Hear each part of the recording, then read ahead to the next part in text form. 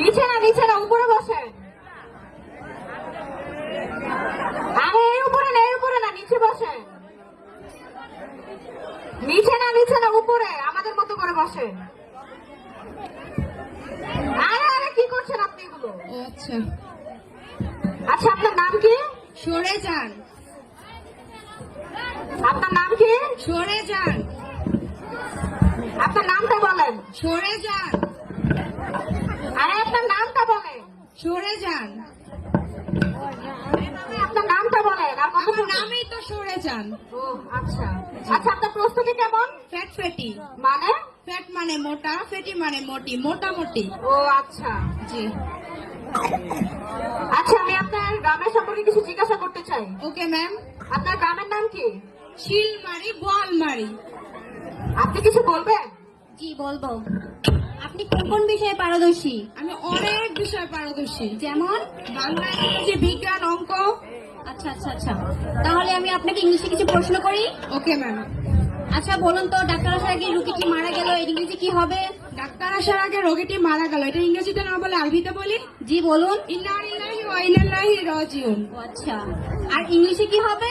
অসুস্থ রোগীটি আইসিইউতে ভর্তি, ডাক্তার আইসিইউ থেকে বেরিয়ে আসে বলবে আই এম সরি। তাহলে কি এর ইংরেজি হলো I am sorry? G ma'am.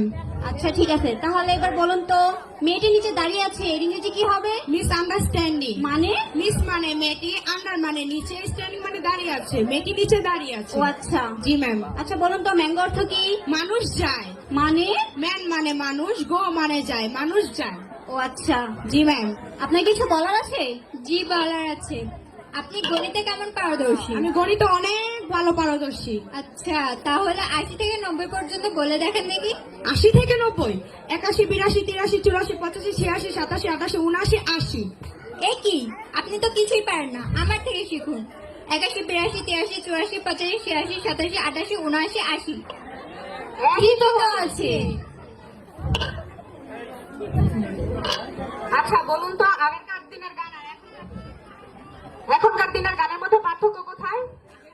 গান আর এখনকার দিনের পার্থক্য হলো, আগেকার দিন শুধু গান গে পরিচয়, আর এখনকার গান হচ্ছে রুম্বানে নাচে কমর কুলাইয়া। আচ্ছা, আমি এখন আপনাকে কিছু বিপরীত শব্দ জিজ্ঞাসা করবো, আপনি এগুলো বলবেন। ঠিক আছে ম্যাম। দিন, রাত, ছেলে, মেয়ে। খাবো, খাবো না। চলবে না। চলবে। ওকে ঘাট থেকে দিয়ে বের করে দিন। ওকে ঘাট ধরে ভিতরে ঢুকিয়ে দেন। আপনি চলে যান। ম্যাম আমার চাকরিটা হবে তো?